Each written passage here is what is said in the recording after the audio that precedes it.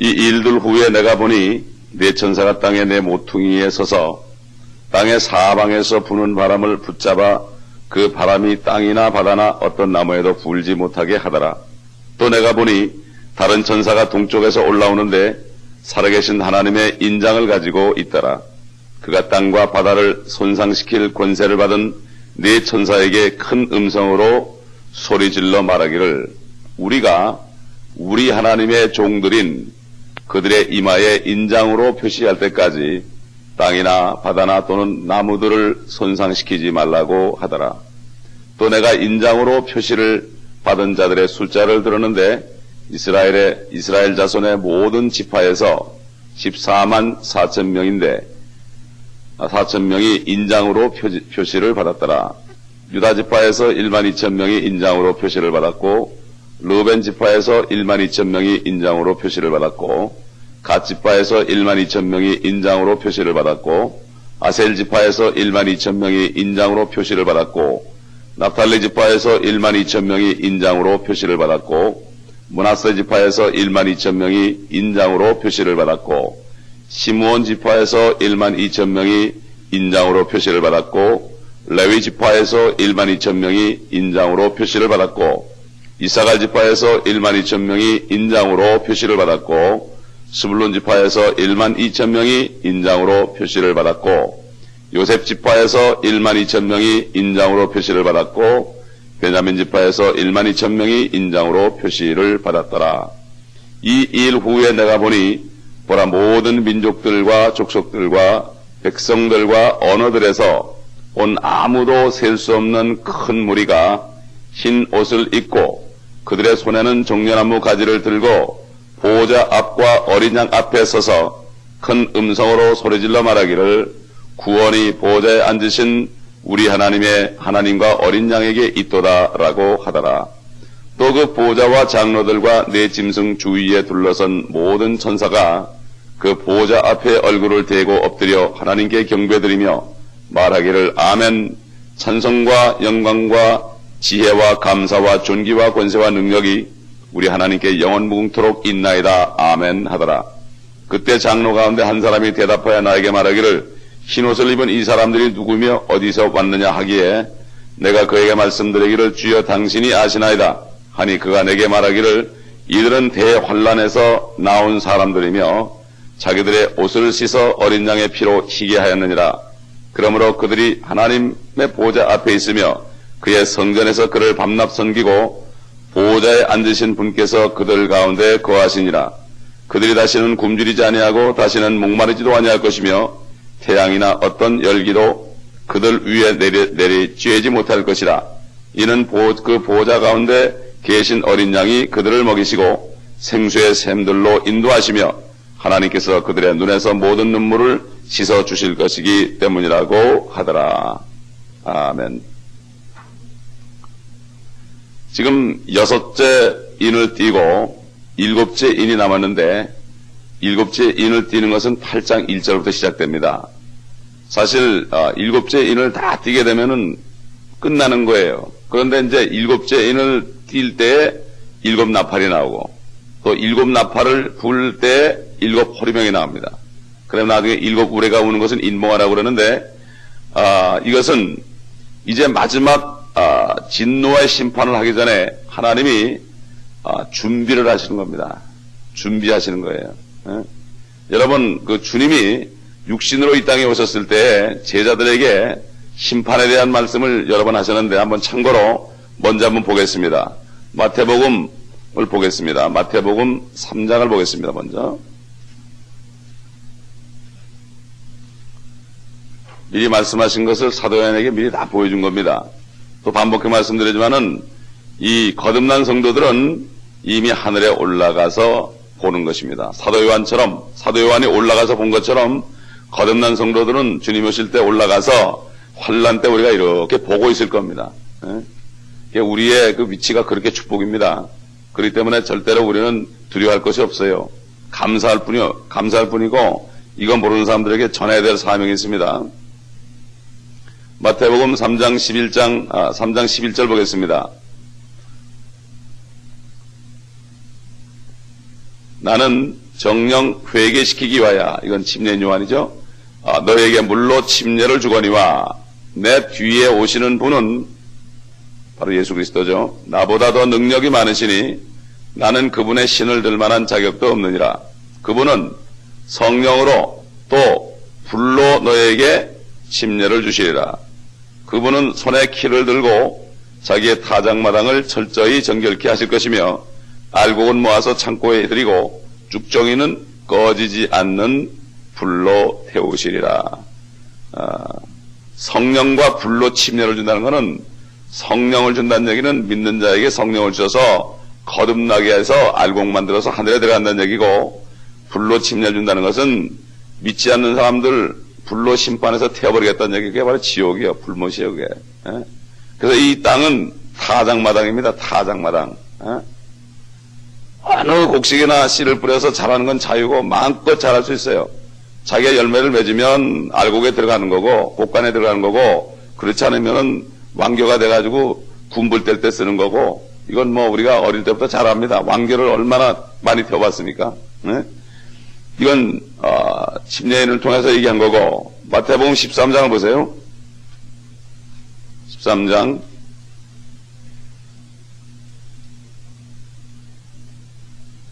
24절 보겠습니다.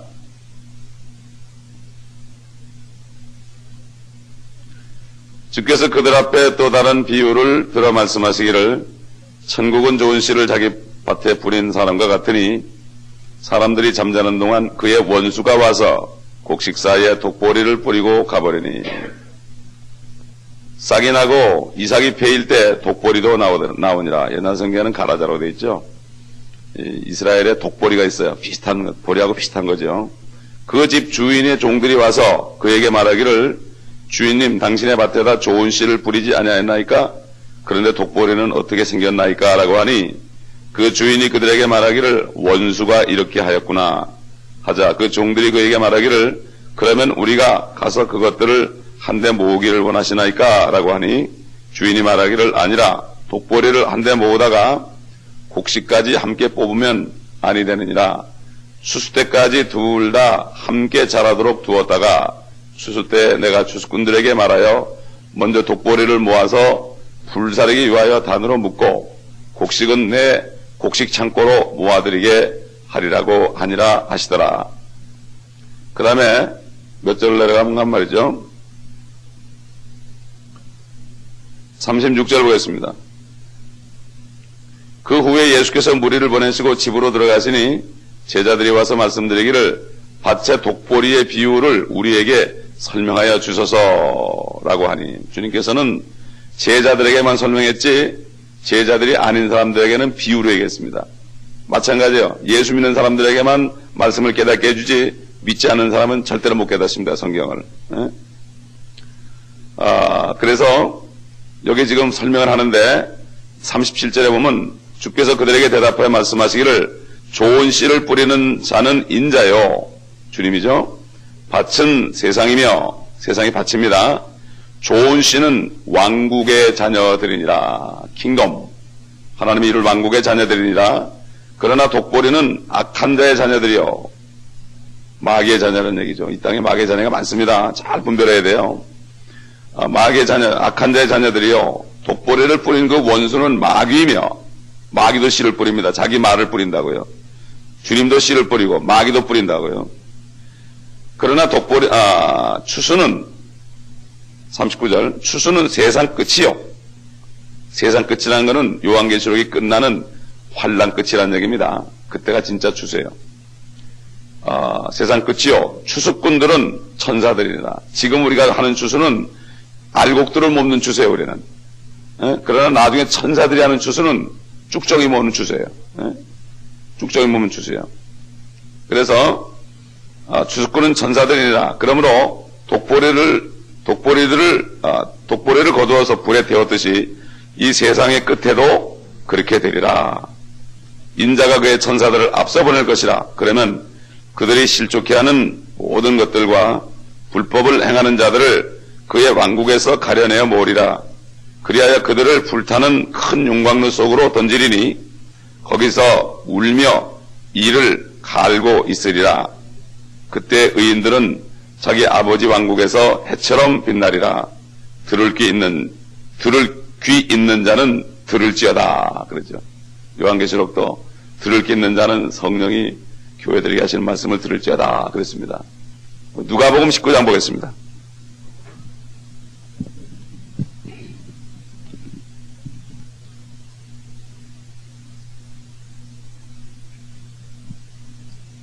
누가복음 19장 보겠습니다.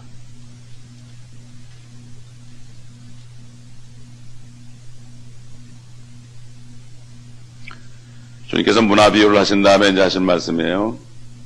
19장 다 읽을 수는 없고요. 19장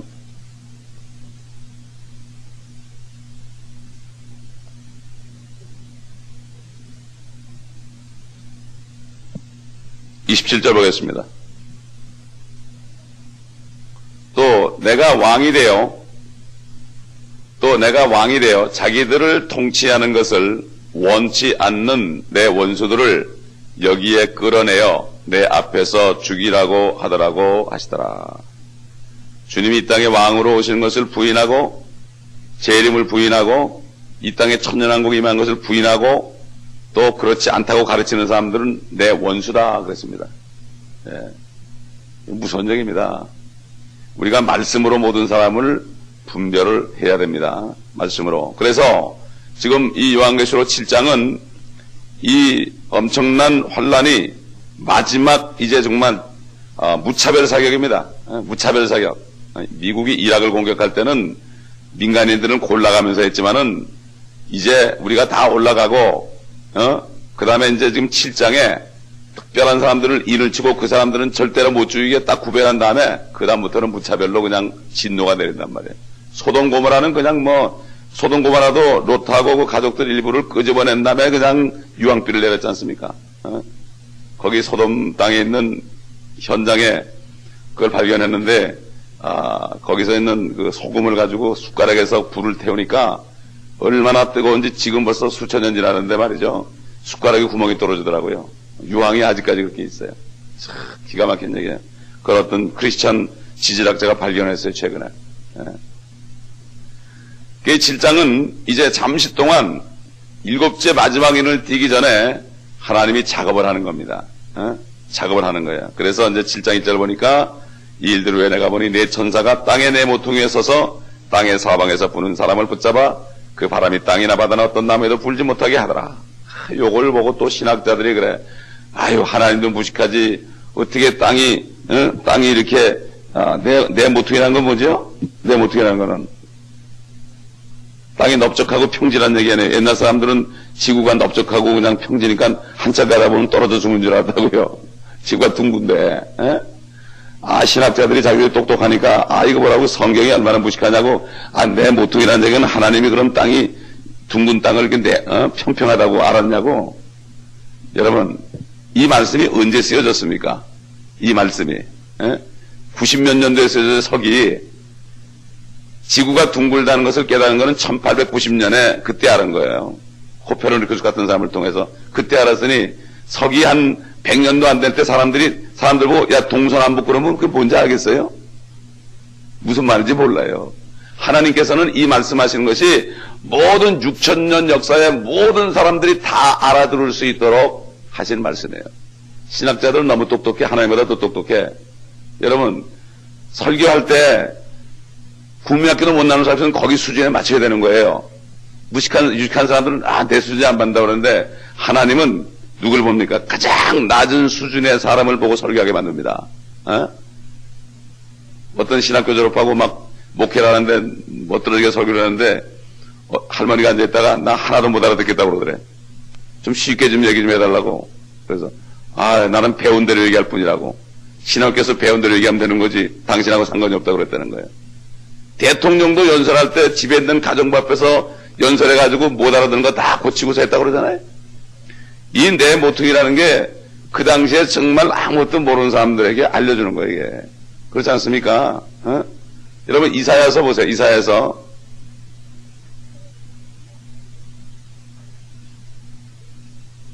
(40장) 보세요. 이사야서는 기원전 700년에서 800년 사이 780년 정도에 살았던 이사야를 통해서 쓰신 말씀인데 이사야에서 40장 22절 보시자고요. 뭐 다른 말씀이지만 22절 원형의 지구 위에 앉으신 분께서 그분이시니 그곳의 거민들이 메뚜기 같으며 하늘들을 휘장같이 펼치셨으며 그 안에 거할 장막처럼 펴서서 통치자들을 없애며 땅의 재판관들을 헛되게 하시는도다. 기원전 780년 전에 이미 지구가 둥글다고 하나님은 말씀하셨어. 그럼 만든 분이가 모르겠습니까? 본인은 알지만 사람들이 모르니까 조금씩 말씀을 통하여 눈을 떼어주는 하나님, 이 지극한 사랑을 우리가 어찌다 이해를 할 수 있겠습니까? 그렇지 않습니까? 그래서 이 7장에서는 이제는 마지막 심판을 하기 위해서 땅 위에, 둥근 땅 위에 사람들을 인을 치는 장면입니다. 그래서 2절 보니까 또 내가 보니 다른 천사가 동쪽에서 올라오는데 살아계신 하나님의 인장을 가지고 있더라. 그가 땅과 바다를 손상시킬 권세를 받은 네 천사에게 큰 음성으로 소리질렀다. 하나님은 천사를 사용해서 환란 때 추수하면 진노를 내립니다. 옛날 히스기야 왕 때 아스리아 군대 15만 8천 명이 호위하고 참 이들이 정말 이제 조금 있으면 먹을 것이 없어 소대변을 받아 먹을 정도가 됐을 때 하나님이 천사를 한 사람 보내가지고 한 천사를 보내서 그들이 죽기 직전에 밤새 천사 하나 와가지고 15만 8천 명 아시리아 군대를 한 명도 남김없이 다 죽여버렸잖아요. 천사가 엄청난 능력을 가졌습니다. 마귀는 천사보다 더 높은 그룹이었기 때문에 보호자를 넘는 그룹이기 때문에 그 마귀의 능력은 엄청난 거예요. 그래서 우리가 하나님의 전신갑주를 입전하면 안 됩니다. 그 속에 쏙 들어가 있어야지 마귀하고 싸워서 우리 져요. 우리는 말씀으로 무장하고 그 주님 안에 들어가 있어야만 우리가 주님의 보호하심을 받습니다. 이 인을 치는, 어떤 사람은 인을 치는 것인가? 우리 다 같이 에스겔서를 보겠습니다. 에스겔서 9장을 보겠습니다. 에스겔서 9장.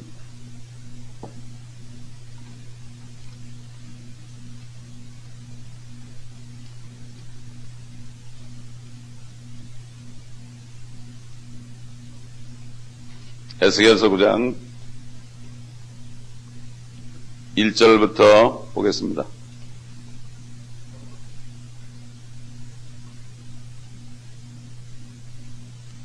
타락한 이스라엘을 향해서 하신 말씀이죠. 포로로 잡혀가 있을 때입니다. 그가 또 내 귀에다 큰 소리로 부르짖어 말씀하시기를 성읍을 관할하는 자들도 각자 손에 파괴하는 무기를 들고 나오게 하라 하시더라. 보라, 6사람이 북쪽을 향해 있는 윗문 길로부터 오는데 각자 손에 살육하는 무기를 가졌고 그 중에 한 사람은 가는 베옷을 입고 옆에서 서기관의 잉크통을 찼더라. 그들이 들어와서 놋제단 곁에 섰더라. 이스라엘의 하나님의 영광이 그가 계셨던 그룹에서 올라가 성전의 문지방에 이르니 주께서 가는 베옷을 입고 옆구리에 서기관의 잉크통을 찬 사람을 부르시더라. 주께서 그에게 말씀하시기를 너는 성읍 중관을 통과하라. 예루살렘 중관을 통과하여 그 가운데서 행해지는 모든 가증한 짓들로 인하여 탄식하고 울부짖는 사람들의 이마에 표를 하라 하시고 또 내가 듣는데 다른 사람에게 말씀하시기를 너희는 그를 쫓아가 성읍을 통과하여 치되 너희 눈에 아끼지도 말고 불쌍히 여기지도 말며 늙은이나 젊은이나 처녀나 어린 아이나 여자를 전부 죽이되 표가 있는 사람에게는 접근하지 말지며 또 내 성소에서 시작할지니라 하시니 그들이 성전 앞에 있는 늙은 사람부터 시작하더라. 또 주께서 그들에게 말씀하시기를 전을 더럽히고 살해된 자들로 뜰을 채우라 하시고 너희는 나가라 하시니 그들이 나가서 성읍에서 죽인지라. 옛날에도 이런 일이 있었어요. 그러니까 이 인을 맞은 사람들이 어떤 사람이겠습니까? 분명히 의로운 자들이겠죠. 이스라엘 사람 중에서 여기 분명히 이스라엘이라고 얘기합니다. 이스라엘. 근데 지금 보면은 안식교라든가 몰문교라든가 여호와의 증인들, 특별히 여호와의 증인들은 14만 4천은 여호와의 증인이라고 그래요. 그런 말이 성경에도 없는데 갖다 붙이는 거예요, 그들이. 어떻게 자기들이 이스라엘입니까? 여호와의 증인도 자칭 유대인이에요. 몰몬교도들은 자기들이 에브라임 지파래요. 에브라임 지파는 여기 나오지도 않아요. 그 에브라임 지파는 하나님을 배역해가지고 쫓겨나 버렸어요. 단지파도 쫓겨나고. 에브라임 지파래 자기들이. 성경도 물론 무식한 사람들이야. 몰몬경을 앞세다 보니까 자기들이 에브라임 지파라는 거야. 또 안식교도 자기들이 유대인으로 착각하고 십계명을 지키지 않으면 구원이 없다고 그러는 거예요. 안식일을 지키지 않으면 구원이 없다는 거예요. 안식일을 지키려면 금요일 저녁부터 물도 먹지 말고 아무것도 먹지 말고 불도 지피지 말고 밥도 하지 말고 그래야 되는데 토요일 날 가서 예배 한번 드리고 간다고 그게 안식일 지키는 거라는 거예요. 참 얼마나 무식한지 모릅니다. 분명히 여기 뭐라 했습니까? 몇 절이에요? 4절에 보면 이스라엘 자손의 모든 지파에서. 근데 왜 이 사람들이 이렇게 엉뚱한 얘기를 하는가? 아니 지금 유대인들이 지파가 어디 있어요? 지파가 어떻게 지파가 있냐고 누가 누구지 어떻게 하냐고 이렇게 사람의 생각인데 그렇게 생각을 하니까 이사야서 49장 6절에 뭐라나 봅시다. 이사야 49장 6절에 사람들이 썩은 머리 가지고 하나님의 말씀을 판단하니 참 기가 막힌 얘기요. 하나님의 말씀을 믿으라고 준 거지 따지라고 준 것이 아닙니다. 따져도 모르죠. 믿으면 되는 거예요. 49장 6절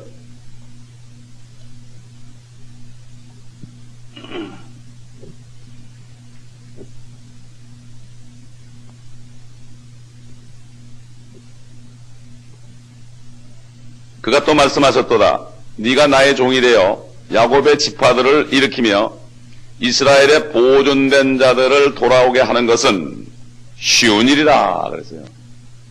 주님이 지금도 이스라엘 지파를 일으킬 수 있어요. 왜 못하겠습니까?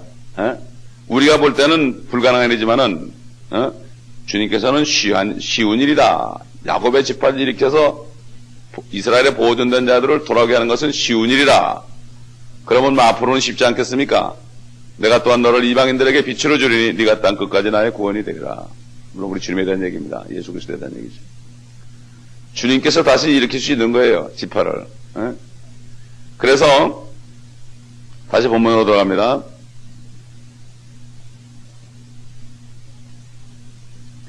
여기 14만 4천은 이스라엘 사람입니다. 100% 이스라엘 사람을 얘기합니다.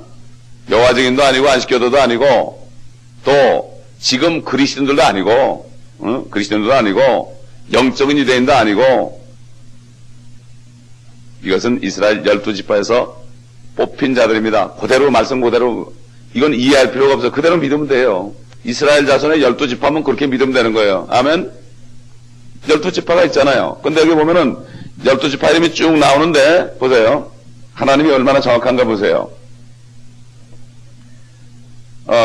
여호수아를 통해서 가나안 땅에 들어갈 때 가나안 땅에 들어갈 때 12지파를 일으켰어요. 12지파. 뭐 다 쓸 필요 없죠. 성경에 보면 나오니까. 여러분 민수기를 보세요. 민수기라는 거는 이제 넘버 그래가지고 들어갈 때 이제 지파별로 전열을 나누는 거예요. 그게 그 땅에 들어가 싸워야 되니까 민수기가 그때 지파들이 나오는데 이때 지파에 보게 되면 말이죠. 이때 지파에 보게 되면은 에브라임이 있었어요. 에브라임도 있었고 그 다음에 단 지파가 있었어요. 물론 므낫세도 있었어요. 사실 요 둘은 요셉의 아들이에요. 요셉의 아들은. 옛날에 원래 12아들은 이거 없고 레위가 있었어요. 레위가. 그래가지고 12아들이에요. 야곱의 12아들인데 지파로 나갈 때는 요셉 대신에 에브라임과 므낫세가 들어갔어요. 야곱이 죽기 전에 네 아들은 내 거라고 그랬어요.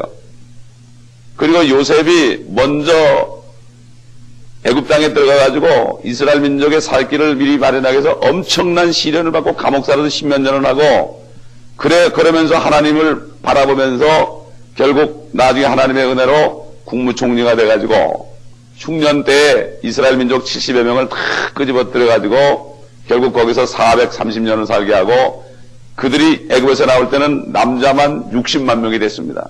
그렇죠? 그래서 하나님께서 요셉의 수고를 인도하시고 요셉에게는 두 몫을 준 겁니다.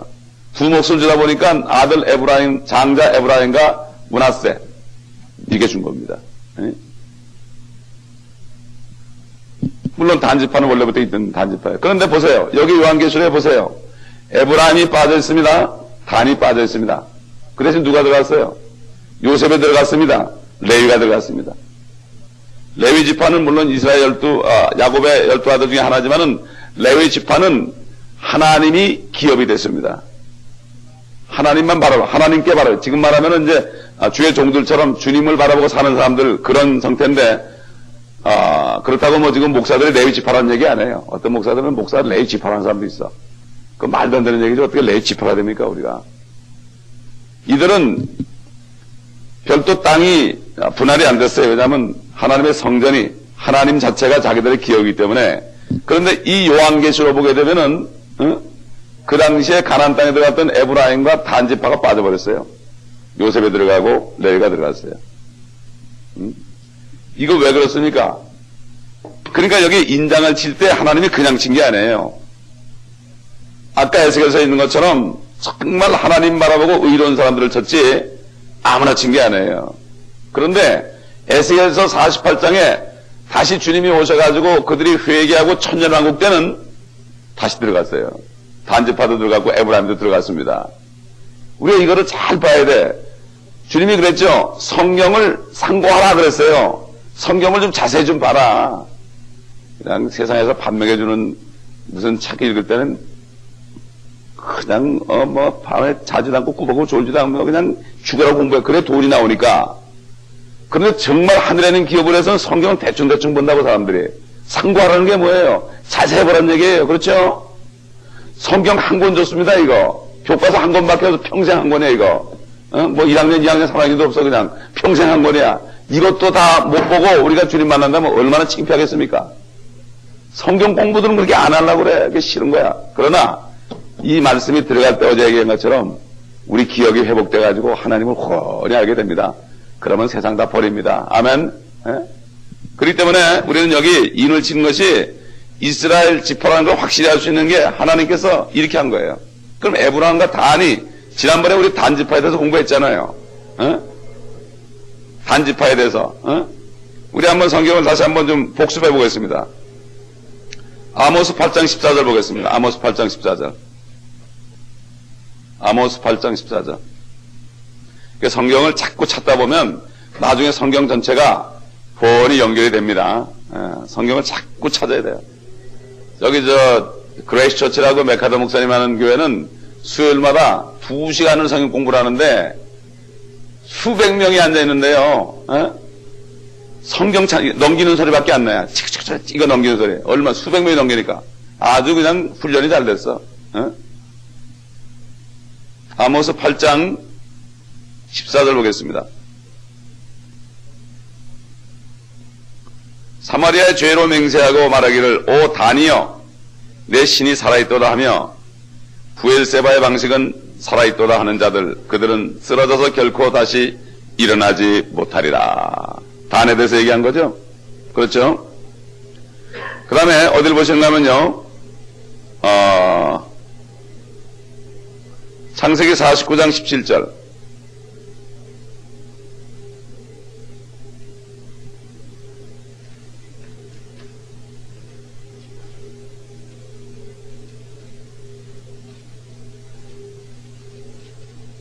(49장 17절) 이거는 야곱이 마지막 날들, 야곱이 49장 1절에 보면은 야곱이 자기 아들들을 말하기를 너희는 다 함께 모이라 마지막 날들에 너희에게 닥칠 일을 내가 너희에게 말하리라. 환난 때 닥칠 일이에요, 이게. 마지막 날들이라는 게. 그때 이제 예언한 거예요. 보면 17절 보면 다는 길가에 뱀이 되고 작은 길에 독사가 되어 말의 뒷굽을 물어서 말탄 자를 뒤로 떨어지게 하리로다. 그렇습니다. 하리로다.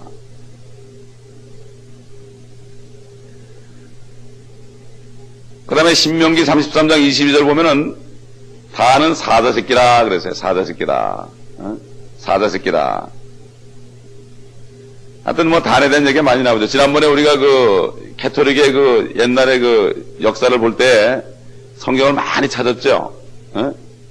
결국 단지파에서 결국 쭉 내려오다가 지금 캐토릭까지 왔어요. 지난번에 성경을 다 찾아봤기 때문에 테이블 들어보시기 바랍니다. 그 다음에 그 에브라임에 대해서 보십시다. 에브라임에 대해서 호세야 4장 17절 보겠습니다. 호세야 4장 17절. 여러 구절이 많이 나오지만 다 찾아볼 수는 없고요. 호세야 4장 17절. 다니엘 다음에 호세가 있죠.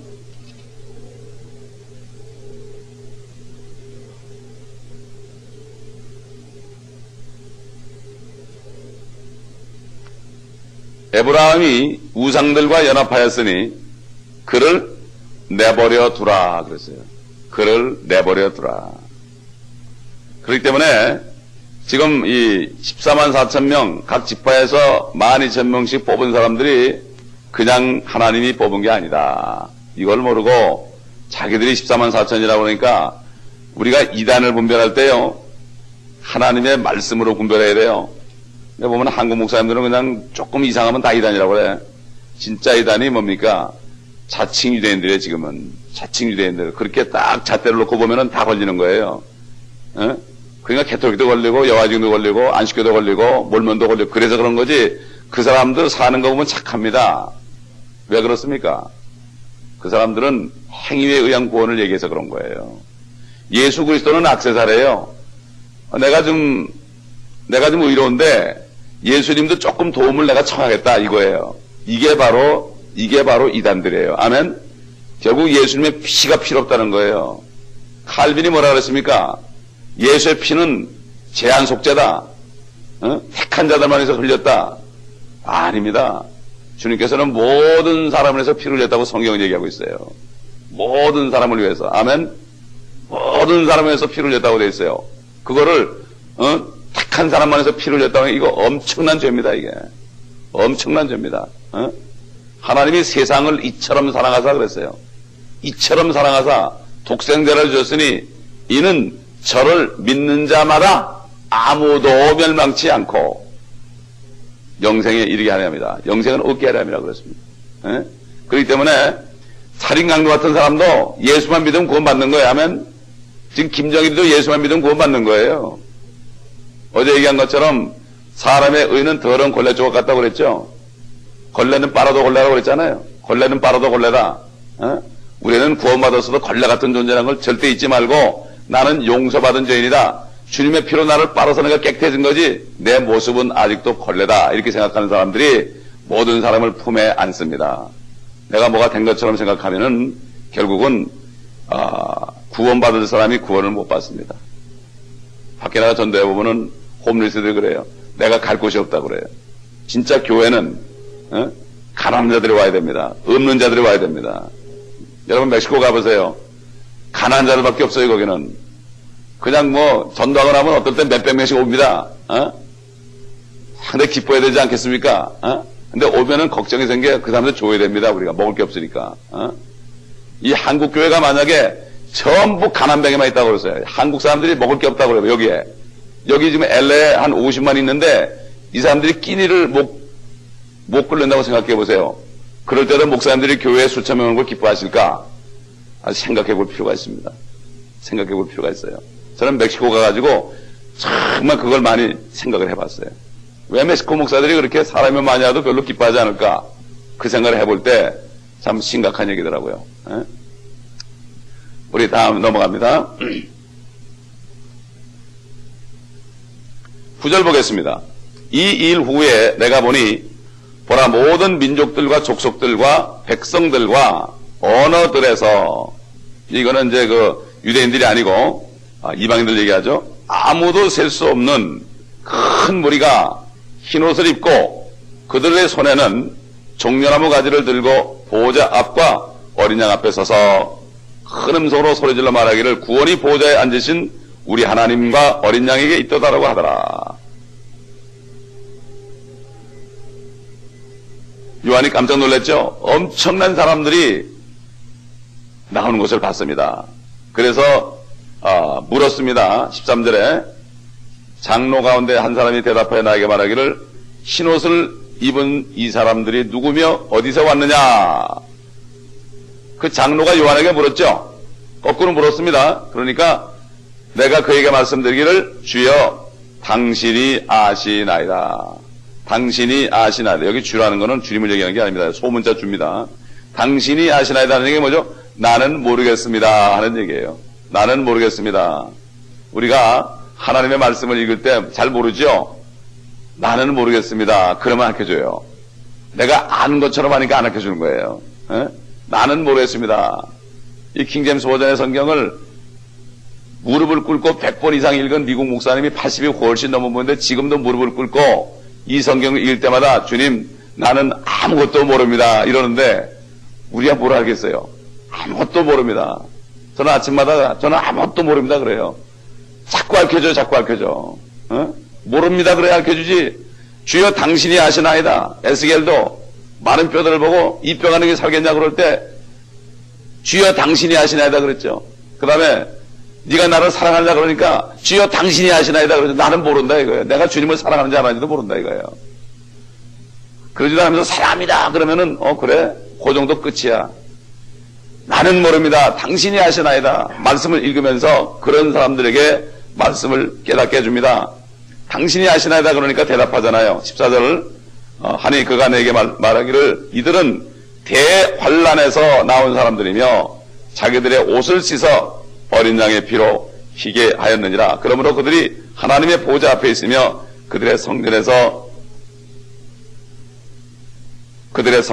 그를 밤낮 섬기고 보좌에 앉으신 분께서 그들 가운데 거하시느니라. 하나님이 유대인들을 먼저 인을 쳤습니다. 그 다음에 대환란에서 나오는 무리들이 엄청난 무리들을 나온 것을 보여줬습니다. 이 보좌가 어디입니까? 이 사람들도 어디 와 있습니까? 하늘 보좌에 올라와 있습니다. 하늘 보좌에 올라와 있습니다.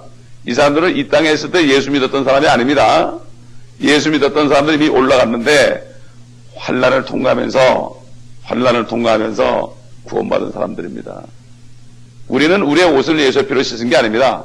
우리는 예수 그리스도를 영접함으로 구원받았습니다. 우리 양심이 예수의 피로 씻었습니다. 그렇죠? 우리가 같이 히브리서 9장 보겠습니다.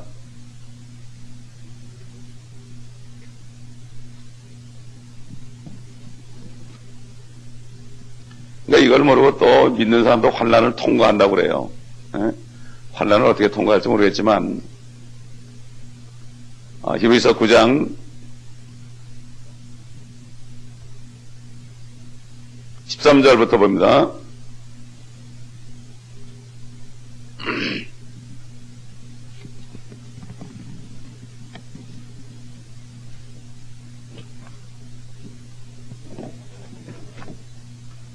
황소와 염소의 피와 암송아지의 제도 불결한 자들에게 뿌려 그 육체를 정결케 함으로 거룩하게 한다면 하물며 영원하신 성령을 통하여 흠없는 자신을 하나님께 드린 그리스도의 피가 어찌 죽은 행실에서 너희 양심을 정결케 하여 살아계신 하나님을 섬기게 하지 못하겠느냐. 아멘.